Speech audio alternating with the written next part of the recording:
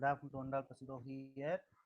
So today I'm going to handle the topic, one of my favorite area of domain, operating systems. In operating systems, today's session I'm going to talk about CPU scheduling. So in OS, how the process is going to be scheduled in OS, and how each and every process is going to be uh, executed, and how it is going to be implemented in the OS. This is what the important part in operating system. So while we discussing about the operation system as a resource manager, so in that the OS as a process, OS as a memory, OS as a IO, like that you're going to discuss all these things as a resource manager. It's one of the resource manager. Process is one of the resource manager in OS. So this process, how it is going to be scheduled and how it is going to be implemented, in the way how it is going to be designed into place in the OS. It is what we're going to see in this particular session. So in this session, I'm going to cover all these things. The first of all, I'm going to start with basic concepts. Then what is going to be scheduling criteria. So what kind of criteria we're going to fix for scheduling the process, like that. Next thing is we're going to see about various scheduling algorithms. What are the various algorithms are there, and how these algorithms is going to be play a vital role in scheduling the process. Next we discuss about multiple processes scheduling, then real-time scheduling, then algorithm evaluation. So how each and every algorithm is going to play a vital role, and how it is going to execute the process, the way it is going to be uniquely different with each other, and the by way how it is going to be processed by means of approaching the process. Each and every algorithm is going to be a separate one, and each and every algorithm is going to be a valuable one while dealing with the process. That is what we're going to discuss in today's session. So let me start the session. Okay. So basic concepts. The basic concepts, most probably it going to deals with the maximum utilization of CPU. What is going to be CPU? CPU is nothing but central processing unit. In this unit only, it is going to be a heart of the computer. You can say heart, HERT, heart of the computer. Without CPU, nothing is the meaningful for computer. So through this CPU only, the CPU is going to include all these things: memory, and then manipulation part, processor, all those things is going to be mentioned in the CPU. Without CPU, the thing is there for the computer. So maximum utilization of CPU, how the CPU is going to be utilized in the maximum manner to obtain, it is to be obtained the multi-programming. So how the CPU is going to be utilized by means of implementing the multi-programming concepts and all these things. Next, we can say IO burst cycle. IO means input output. Okay. So now only I say that how the way how the process is going to be executed.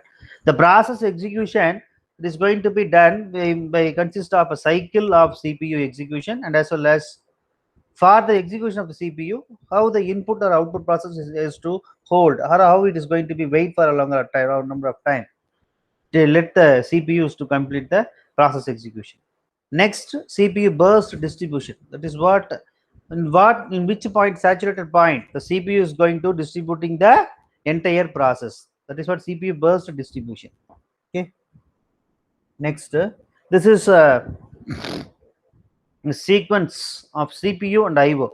Sequence CPU, how the CPU is going to be uh, processing the various executing the various processes, in what way of the structure is going to be followed.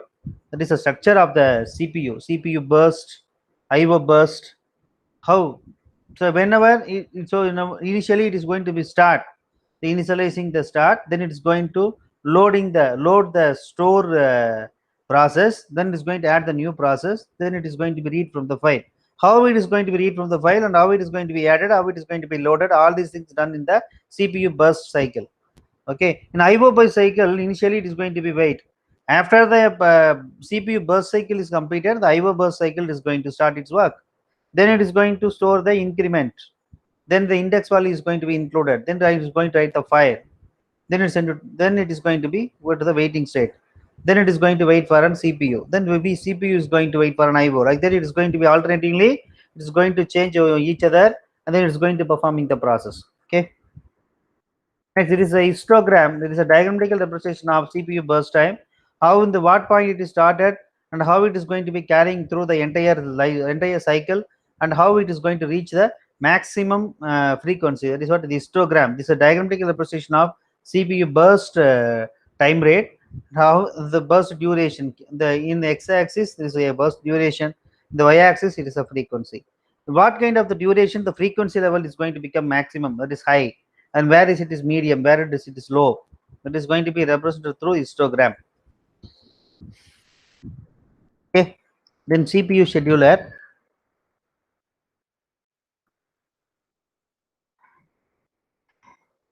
Okay. So scheduler, it's going to select from among the processes in memory that are ready to execute. So what are all the processes are available in the memory? It's going to select the process from the set of processes which are ready for execute and allocate the CPU. The process ready whether all the process which is going to be in the ready state, those process is going to be selected for execute, and then it is going to be allocate the CPU to the particular process, and the process it is going to allocate the CPU. Whatever the process which is going to be the ready state, that particular process is going to be selected and it is going to allocate the CPU to the particular process. Okay. So how the CPU scheduling decisions is going to take place?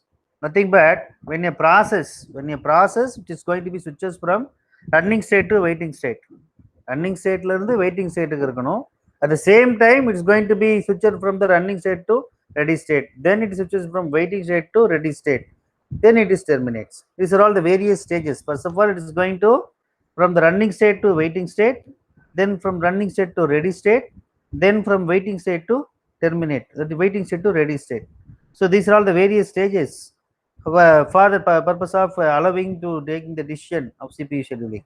Okay, so in the CPU scheduling, it's going to have two different criteria. One is preemptive, another one is non-preemptive. So preemptive means it allows a process to be disturbed or it is going to be interpreted in the middle while the CPU execution. At the time of the CPU execution, this preemptive means it allows the process to be interrupted in the middle. But non-preemptive means it ensures that the process be relinquished and it is going to be maintaining the control when the CPU is going to complete in its execution. In the between interruption on the preemptive, without interruption with the control of the particular CPU means that non-preemptive. Whenever the process can be interrupted in the middle, the preemptive. Whenever the process is within the control of CPU, okay, then when it is finishes the burst, that's non-preemptive. Preemptive means disturbance, interruptions. Non-preemptive means non-interruption. The non-preemptive. Okay. This is what the main purpose of CPU scheduler. Okay. Next, dispatcher. What is meant by dispatcher? Dispatcher it's only it gives the control. Okay, control it's used to give the control of CPU to the selected process. Okay, the schedule or process select and the process it's going to give the control of CPU. That's dispatcher. Dispatcher it's used to give the control of CPU to the selected process by the scheduler. Okay, the dispatcher it involves switching context, switching to user mode, jumping to the proper location in the user program to restart that program. Switching context. அது என்னென்ன ஒர்க்கை வந்து include பண்ணோம் அப்படின்னா, it involves ஸ்விட்சிங் context, அதே மாதிரி ஸ்விட்சிங் டு அது நார்மல் மோட்லேருந்து யூசர் மோட் ஸ்விட்ச் ஆகும்.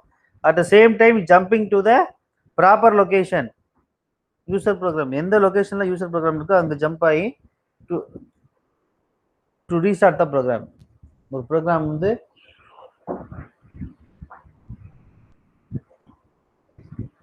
இன் பிட்வீனில் ஏதாவது ஒரு விஷயம் வந்ததுன்னா just directly jump in to the particular user mode and is used to restart the program. This is a dispatcher. Okay, switching context, switching to user mode, and it is going to restart the computer, restart the program. This is what dispatcher. What is dispatch latency? Latency, dispatch latency அப்படின்னா ஒரு ப்ராசஸை stop பண்ணிட்டு இன்னொரு process start பண்றதுக்கு நடுவில் இருக்கக்கூடிய அந்த difference, the time, அதுக்கு பேர் தான் dispatch latency. To the time which is going to exist between stop one process and start another process and start another running process, that is called dispatch latency. Dispatch latency, that the time which is going to be happened for to stop one process and start the another process, very dispatch latency.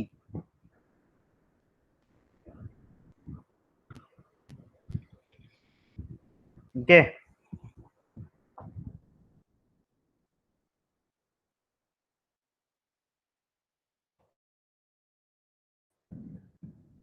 next, scheduling criteria. Scheduling criteria. Okay, the scheduling criteria, the lot of information is going to be forwarded in this scheduling criteria. First one is CPU utilization. Not always the CPU is going to be fixed in the utilization part. Always it is going to be utilized by some other process. That is what CPU utilization. Next, throughput. Throughput means nothing but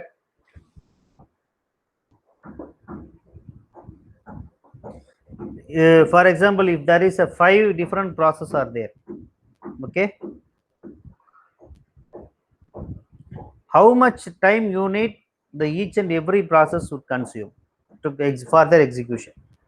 இந்த ஒவ்வொரு ப்ராசஸோட எக்ஸிக்யூஷனுக்கு எவ்வளோ time எடுத்துக்குது அப்படின்னு சொல்றது தான் throughput.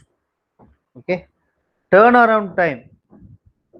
Turn around time அப்படிங்கிறது என்னன்னா, எப்படி சொல்லணும்னாக்க, the amount of time is going to be needed to execute ஒரு பர்டிகுலர் ப்ராசஸ், அதுக்கு பேர் தான் டேர்ன் அரவுண்ட் டைம். எப்படி சொல்லணும்னாக்க, ஒரு ப்ராசஸ் உள்ள வர்ற டைமு, அது முடிக்கிற டைம், இந்த முடிக்கிற டைமையும் உள்ள வர டைமையும் மைனஸ் பண்ண நமக்கு ஒரு டைம் வரும்ல, அதுக்கு பேர் தான் turn around time. How much time that process which is going to consume for the execution, அதுக்கு பேர் டர்ன் அரவுண்ட் டைம்.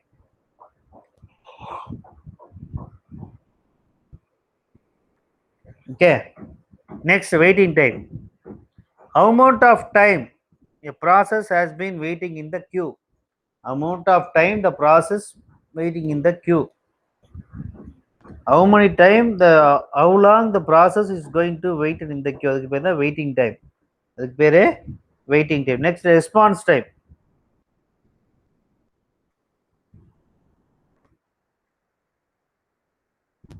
ஸோ இப்போ ஒரு ரெக்வஸ்ட் உள்ள வந்திருக்கு, சிஸ்டத்துக்கு வந்திருக்குன்னா, அந்த ரெக்வஸ்ட்டுக்கு ரெஸ்பான்ஸ் அனுப்புறதுக்கு how much time that system consume, அதுக்கு பேரு to submit the first response. அந்த ரெக்வஸ்ட்டுக்கு ஒரு ரெஸ்பான்ஸ், ஃபர்ஸ்ட் ரெஸ்பான்ஸ் சப்மிட் பண்றதுக்கு how much time it will duke, அதுக்கு பேரு ரெஸ்பான்ஸ் டைம். அதுக்கு பேரு response time. It is not depends upon the output. என்ன ரெக்வஸ்ட் வந்திருக்கோ அந்த ரெக்வஸ்ட்டுக்கு ரெஸ்பான்ஸ் பண்றதுக்கு how much time it will took, that is called response time. So CPU utilization la throughput, turnaround time, waiting time, and then response time. These are all the things you discuss in scheduling criteria. CPU utilization, throughput, turnaround time, waiting time, and response time. Okay, next,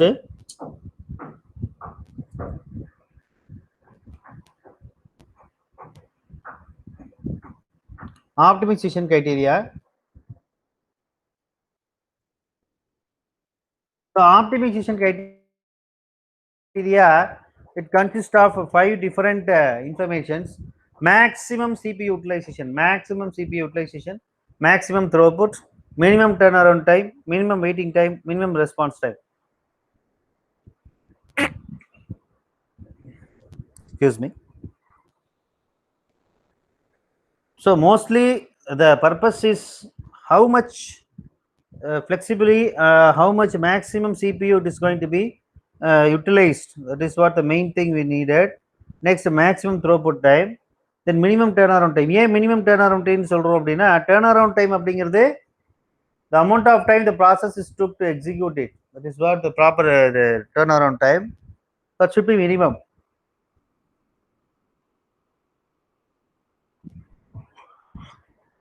Next, minimum waiting time. So how long the process is going to waiting in the queue? The minimum waiting time தான் இருக்கும். Minimum response time னா ஒரு ரெக்வெஸ்ட்டுக்கு, அந்த ரெக்வெஸ்ட்டுக்கு first response is to be made, அதுக்கு பண்றதுக்கு how much time it will took அப்படிங்கிறது தான் response time. Okay, response time. Next,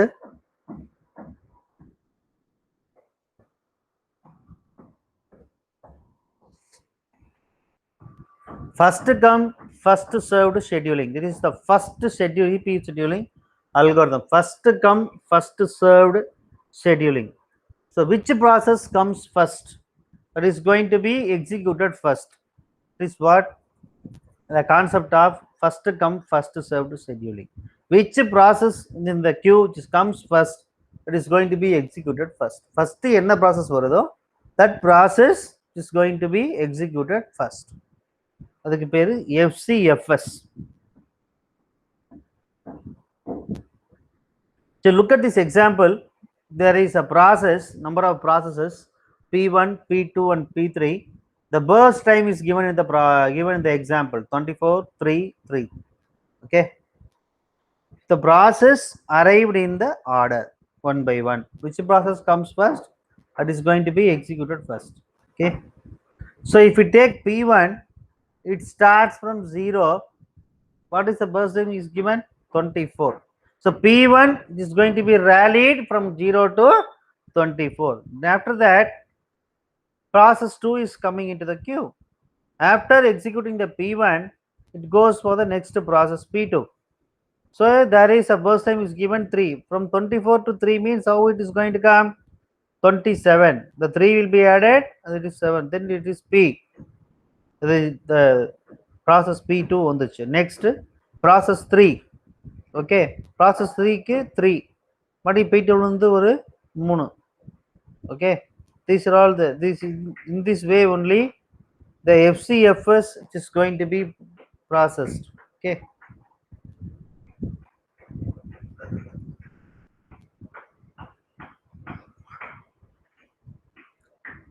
so 0 to 24. Next 24 க்கு அப்புறம் இன்னொரு 3 நிமிஷம் 27. 27 க்கு அப்புறம் 3 நிமிஷம் P1, P2, P3. Okay, waiting time பாத்தீங்கன்னா for process 1 P1 வந்து 0. waiting time பார்க்கும்போது how we going to take it னா P1 க்கு 0 to 24 னா லெஃப்ட் சைடுல என்ன இருக்குது? 0 னா 0. அதுதான் waiting time. நம்ம உள்ள வந்த உடனே நம்ம வந்தாச்சு. This is the first process coming into the CPU, then it is going to be executed first. Okay, that is what the P1 is 0. P2 வந்து when it is coming P2 and when it is going to be entering 24 to 27. 24 is the arrival time. அப்போ 24 வரைக்கும் it is waiting. So P2 equal to 24. அதே மாதிரி P3 வந்து 27 வரைக்கும் it is waiting. So 27. Waiting time for P1 is 0, P2 is 24, P3 is 27. Okay, so average waiting time, how we going to have kind of the average means you have to add the 3 and then it's going to divide by 3. Okay, 24 plus 27, 51. 51 by 3, you can get 17 is the average waiting time. Okay,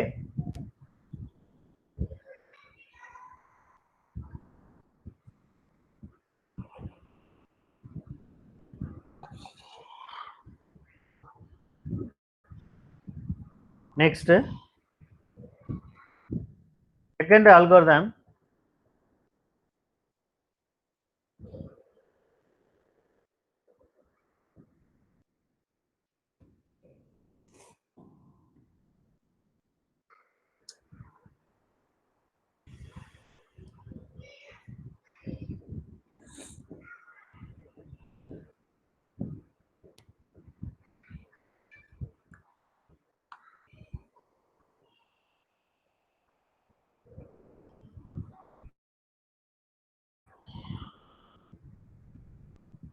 second algorithm is shortest job first scheduling algorithm. This one is going to associate with each process to the length of its next CPU burst. அதனுடைய length எவ்வளோ இருக்கு. So how much length each and every process is going to have. So அப்போ நாம் அதில் என்ன பண்ணணும் அப்படின்னா shortest டைம்ல எந்த ஜாப் இருக்கோ அந்த ஜாபை ஃபர்ஸ்ட் எடுத்துக்கிட்டு we have to proceed further. So this kind of algorithm is going to have two different schemes, preemptive, non-preemptive. So non-preemptive, once a CPU given to the process, it cannot be preempted until completes its CPU burst. Once வந்து ஒரு CPU வந்து ஒரு process ஒன்று allocate பண்ணிடுச்சு அப்படின்னா it cannot be preempted until completes அந்த CPU burst முடிகிற வரைக்கும் it cannot be preempted. This is non-preemptive. Preemptive பொறுத்த வரைக்கும்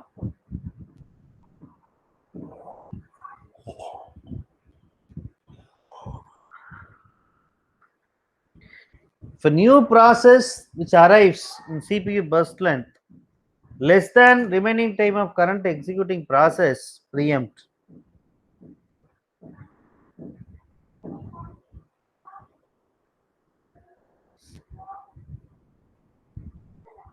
A new process which is coming with CPU burst time அப்படின்னா which is going to be less than which is going to be less than the remaining time of current executing process அப்படின்னா அதுக்கு பேரு preemptive. Preempt. This scheme அதுக்கு பேர் என்னன்னா shortest remaining time first, shortest remaining time first algorithm.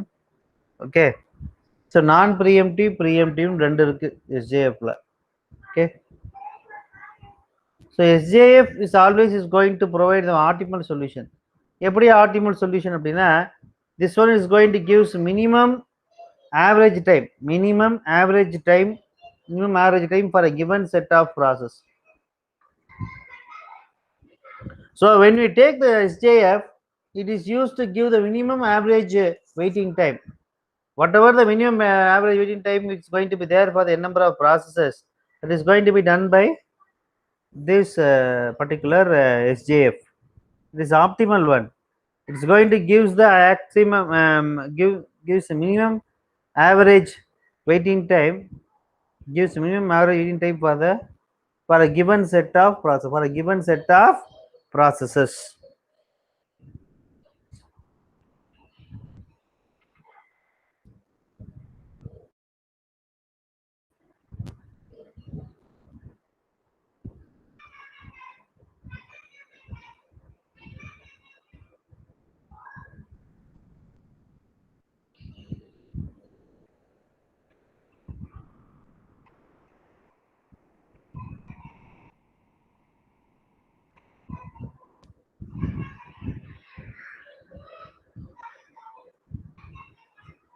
See, non-preemptive means what I told you for the non-preemptive. Once a CPU select the process which is in the execute state, then it cannot be preempted until the outburst, until it completes its outburst, the CPU burst.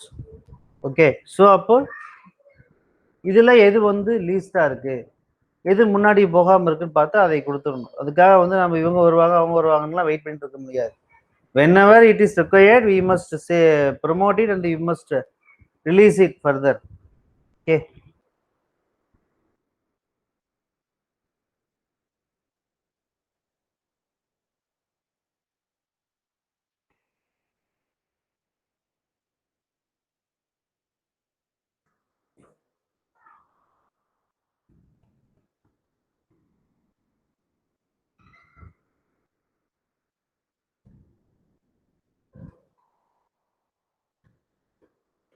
Now, for the example of non-preemptive schedule, shortest job first, we are having 4 different processes. Okay, P1, P2, P3, and P4. Arrival time is this. Burst time is this. Okay.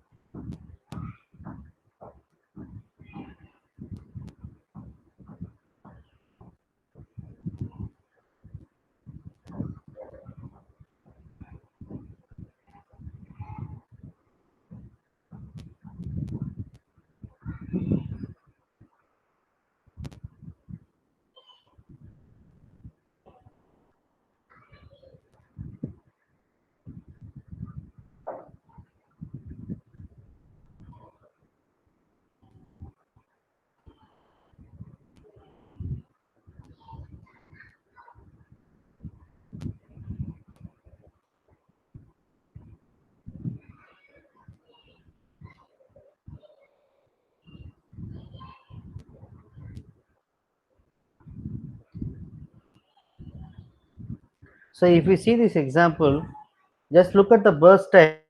For P1, the burst time is 7. For P2, the burst time is 3. For P3, the burst time is 5. For the P4, the burst time is 4.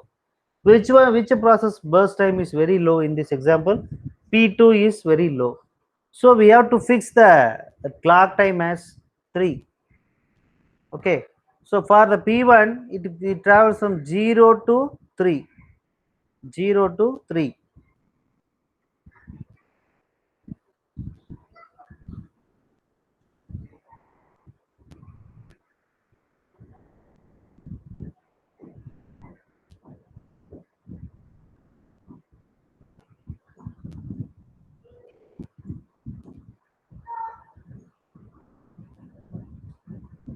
So P1 it starts from 0 to 3 because P2 is burst time is 3. That one is the minimum one. So our objective in this particular algorithm is just we going to choose the shortest length of the algorithm. That is what our objective. So we are going to choose 3. So 0 to 3. Okay. Next remaining பார்த்தீங்கன்னா P1 ல 4 இருக்கும், P2 ல 3, P3 ல 5, P4 ல 4. Then P2 ல 3.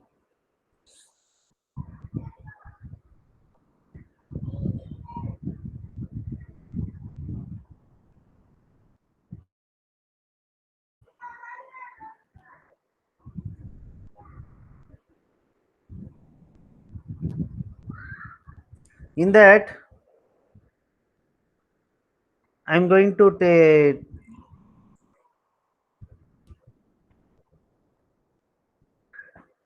one process 2 வந்து I'm taking up to 1. Okay. Next 4, 2, then 5, 4. it is going to be there.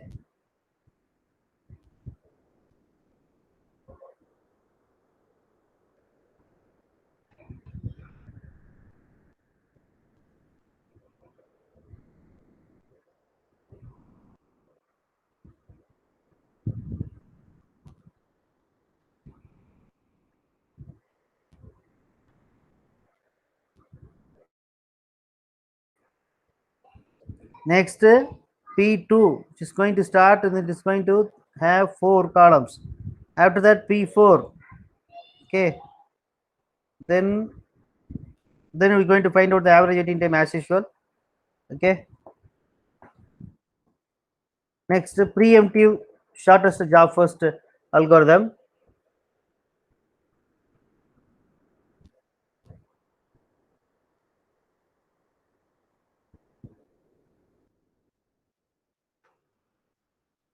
The SJF preemptive. So the another example for preemptive, that one is example for non-preemptive, and this one is preemptive. So you take 4 processes, P1, P2, P3, P4. Then the process P1, the burst time is 7, process to P2 is 4, P3 is 1, P4 is 4. Which one is the minimum one? P3 is burst time is minimum one. So what we have to do? So we have to fix it as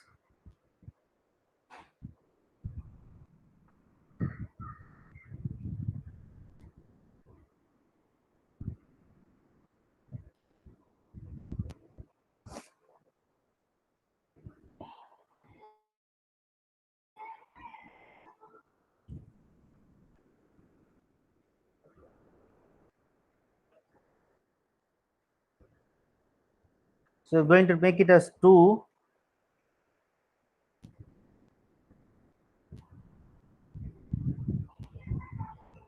Zero to 2 means the 7 becomes 5. Then P2, 2 means 2 to 4. Then 2 will be there. Then P3 will be over, finishing 1, finished. Then once again it is start. Then P1. Once again this goes to P2, 5 to 7. The P2 will be over. Okay, P3 and P2 will be over. After that, then P4 is coming there. P4 is there. 7 to 9, then 9 to 11, both are P4. So 7 to 11, P4 is over. Then after that, 11 to 13, 13 to 15, 15 to 16, P1. So it did at the stage and it is going to complete the P1. Now we're going to find out the waiting time. Waiting time for P1 0, 10,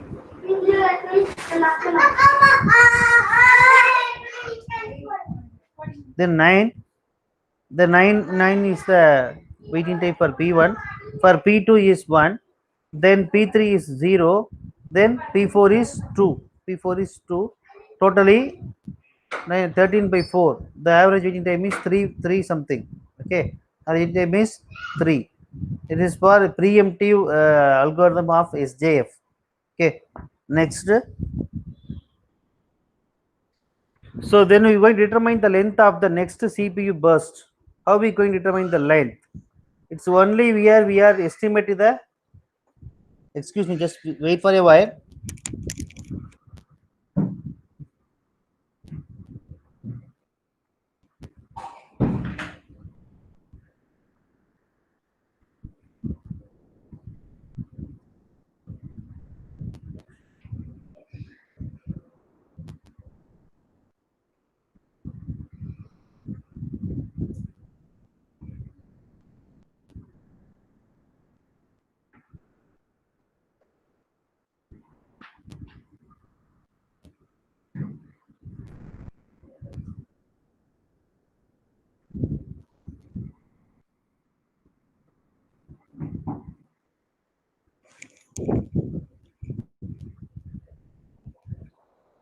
Excuse me, I will be back just for some signal issue, signal problem. So that only just ask you for a while.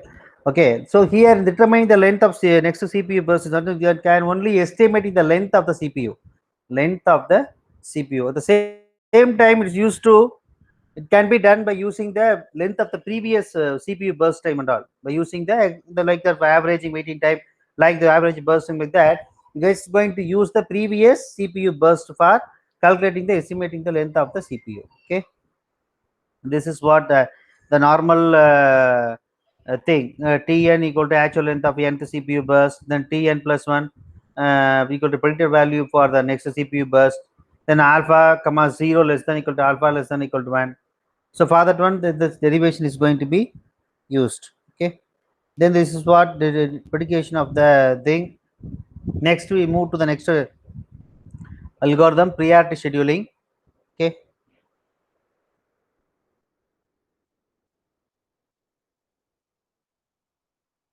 priority scheduling. So priority means priority number is going to be associated with each process. Each and every process that is going to be associated with one number. Based on that number, the process will be scheduled. Okay, this is another kind of algorithm. So in the first method, we discussed about which process comes first, that is going to be executed first. Then the SJF, which process burst time is shortest one, the fix that particular burst for each and every process length. Based on that one, we just schedule the process. The third thing is each and every process associated with a number. Based on that number, the processes are going to be scheduled. This is what priority scheduling. Okay. So the CPU, what is the role of the CPU here in this algorithm? The CPU is going to allocate to the process with the highest priority. Which of the process is going to have the highest priority, that is going to be allocated by the CPU. Okay, smallest integer is the highest priority. நல்லா புரிஞ்சுக்கங்க. 1 அப்படின்றதுனாக்க the CPU is going to select that smallest integer as the highest priority. Whatever the process which is going to be associated with the smallest integer value, that is going to be considered as the highest priority.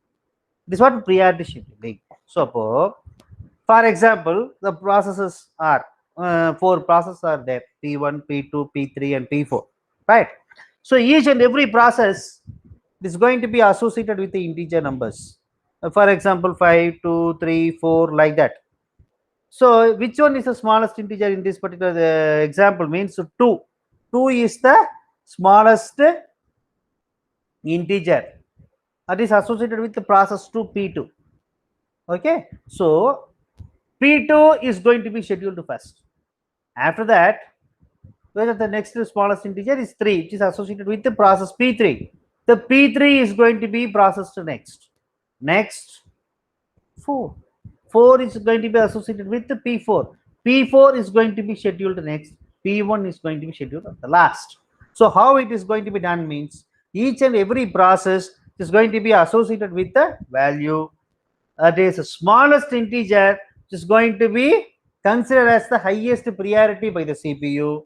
Then it is going to be allocated the particular process, which is going to have the smallest integer that is going to be considered as the highest priority. Then the CPU is going to be allocated to the particular process. Okay, right? This is what priority scheduling. Okay, next algorithm is round robin algorithm. Round robin algorithm. Okay,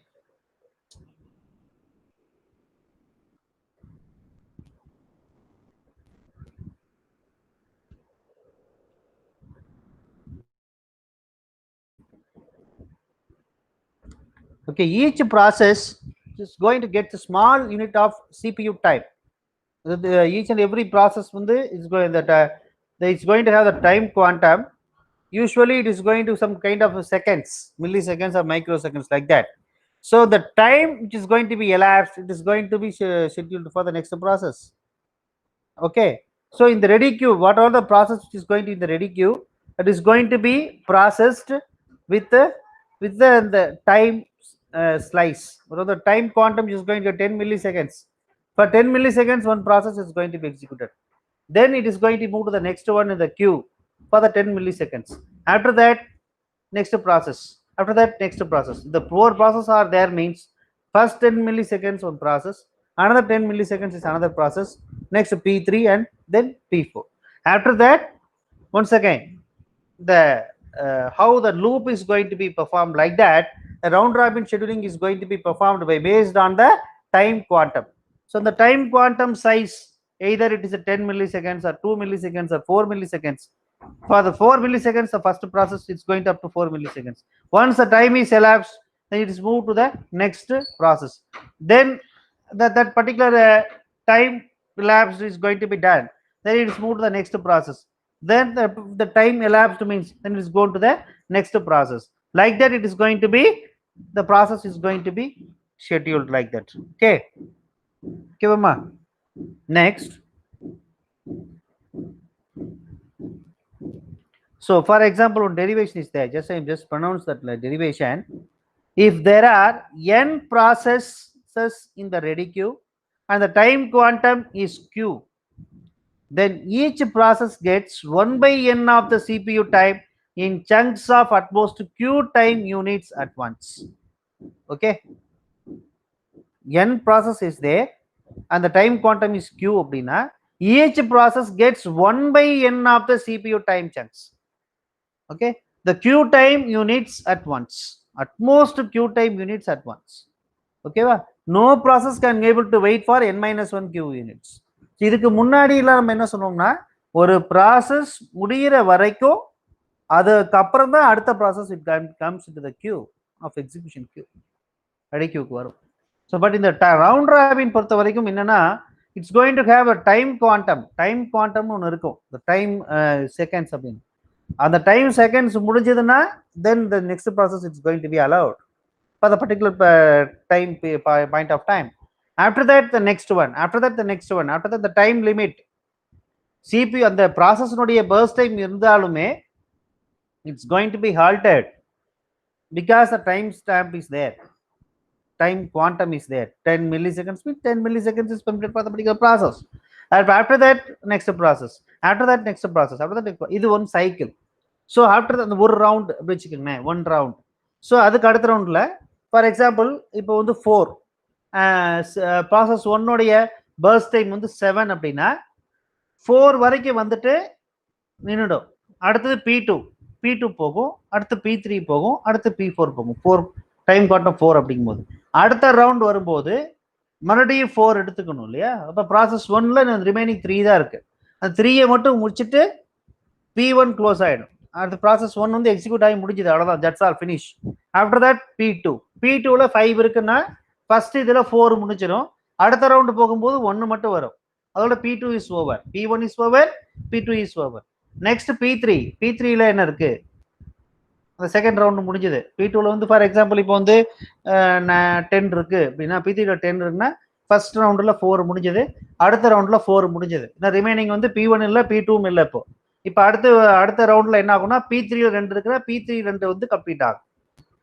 after that P4ல 12 இருக்கு அப்படின்னாக்கா 4 ரெண்டு round முடிஞ்சது. அடுத்த ரவுண்ட்ல வரும்போது remaining 4 இருக்கு, அந்த 4ஐயும் எடுத்து it will be over. So it will takes round by means of fixing the time quantum as a fixed one. And the time quantum தந்தபடி the processes are executed in the CPU. It is what round robin method. Okay, so clear? Next,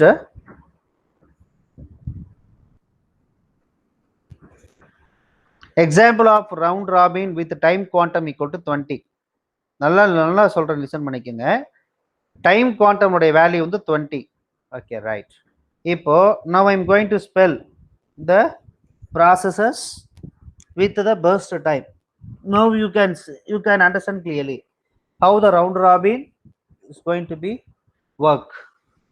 Okay, process burst time. 4 processes are there, P1, P2, namely P1, P2, P3, P4.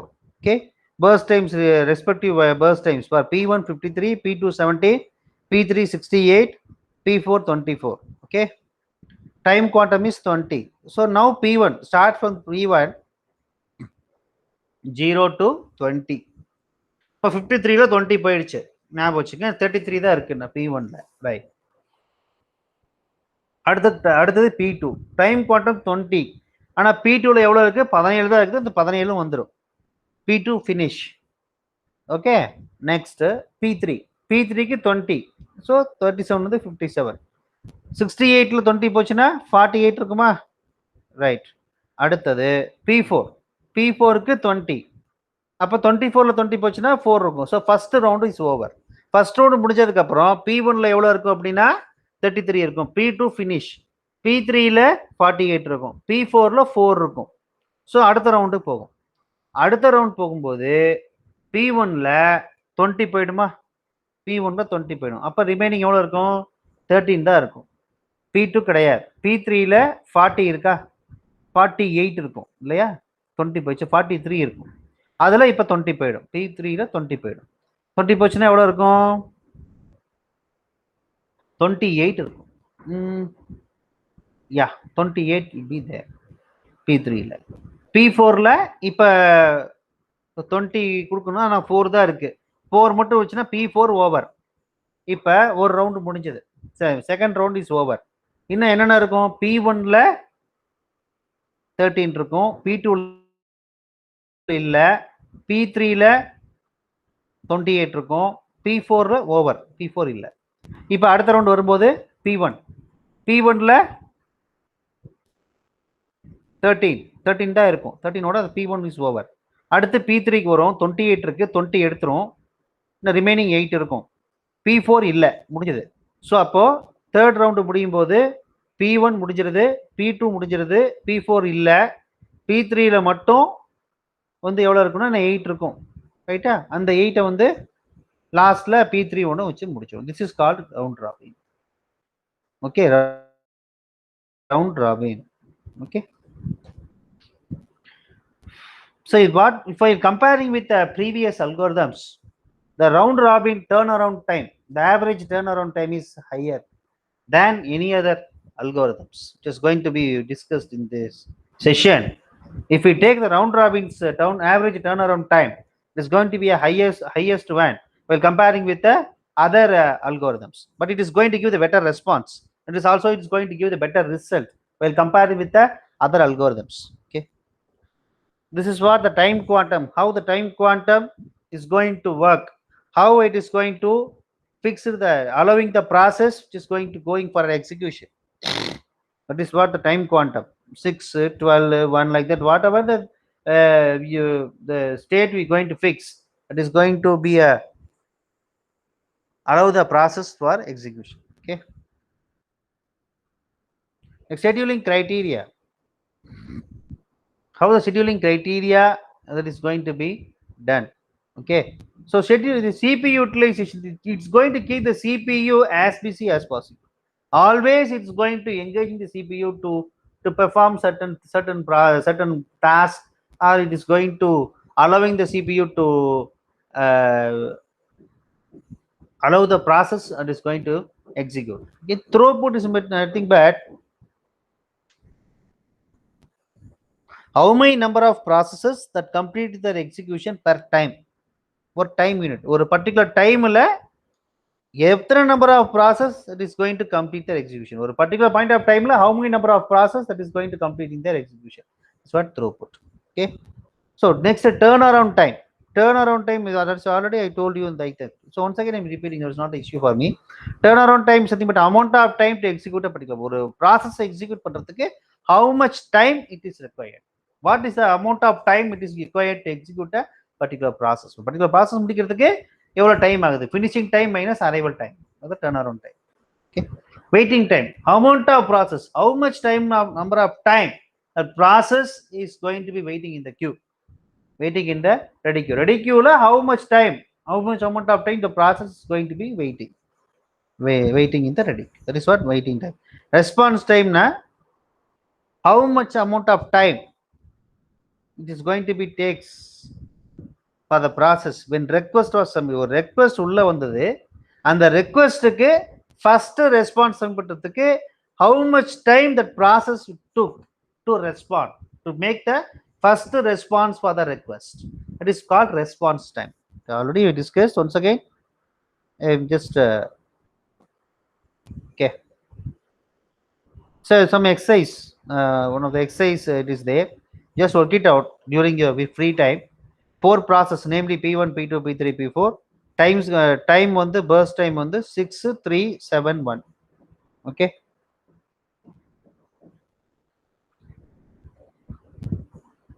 just work it out. So turnaround time is going to be varied. Always it is going to be varied with the time quantum. It is not going to be a fixed one. It is going to varying with the time quantum. Time quantum size is what according to the time quantum it is going to varying it. Okay.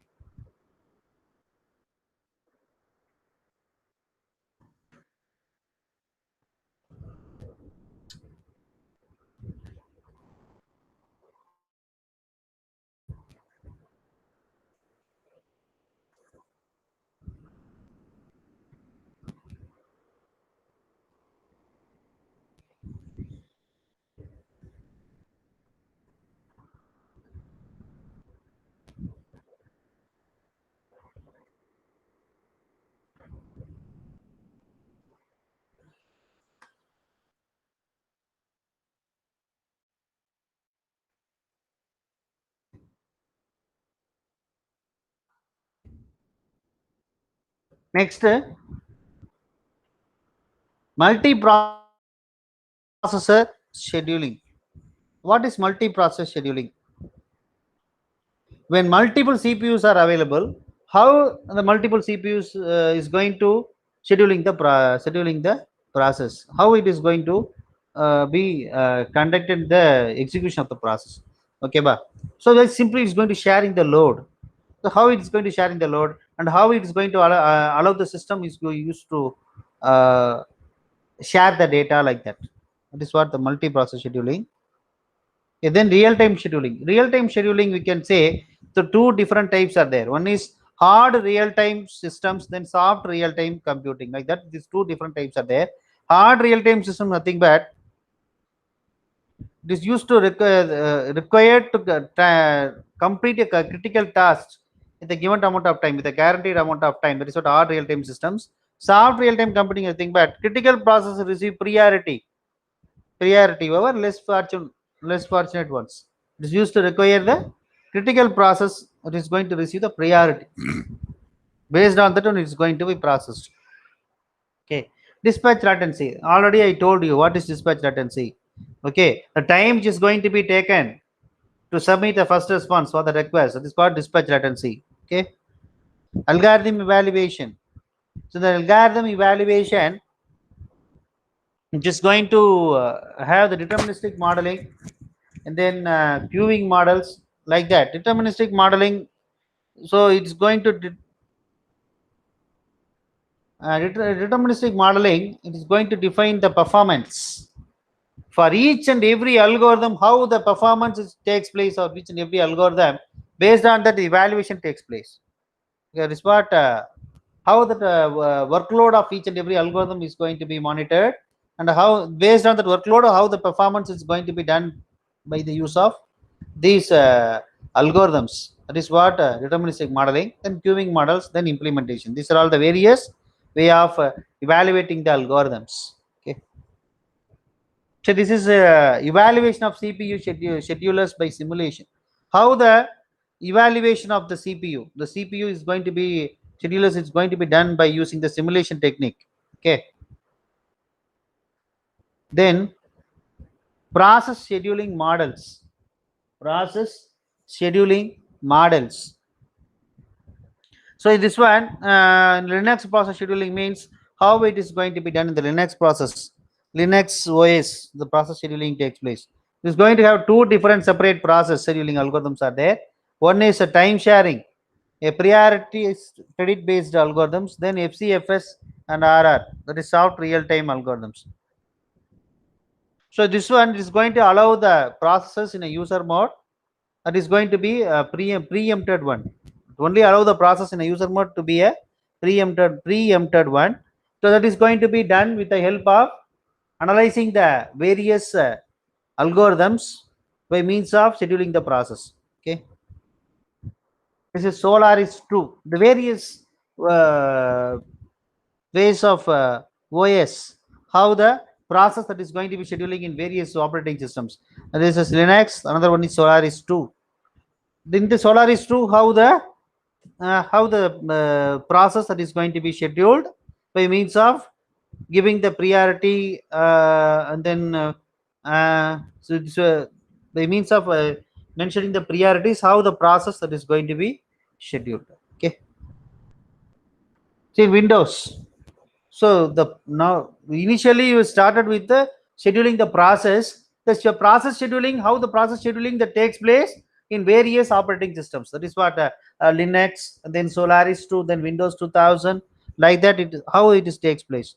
That is what the thing we going to be included. So this session we discussed about scheduling algorithms, CPU scheduling algorithms. Uh,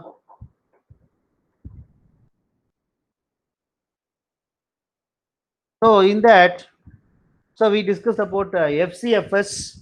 In FCFS, whatever the process which comes first, it is going to be executed first. Very simple. In SJF, little bit different. That is, which process burst time is minimum. That burst time is going to be a fixed thing for a remaining process. Then it is going to be executing the process in the queue. That is SJF. Then priority scheduling. Each and every process is going to be associated with one value. That is integer, whatever the integer is, the smallest integer that is going to have the highest priority. Based on that one, the process is going to be executed. Next, round robin. Each and the in that CPU scheduling, it is going to have a time quantum for certain kind of milliseconds. Based on the time quantum, the processes are executed repeatedly. That is what round robin.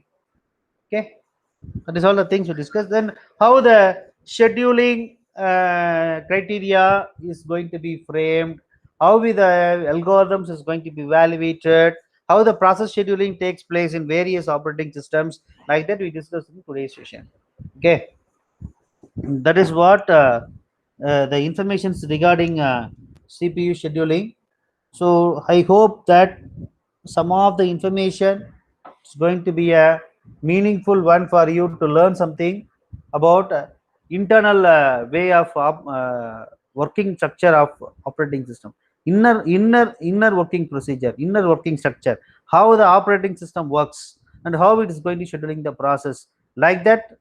Somehow a little bit I have managed to give some informations and give some details about the scheduling, process scheduling. I hope that you learn something and that will be useful for you at the time of in your future career. I hope so. Okay. Okay, students. I hope that you enjoyed a lot and you learned something regarding process scheduling. Okay, we just don't let it be that just listening to that lecture what I am given now. You simply adopt this one in real time, and you can check and you can feel the innermost working structure of the OS. That is what important, and it will be helpful for you in your future career. Thank you so much. Thank you so much. Thank you.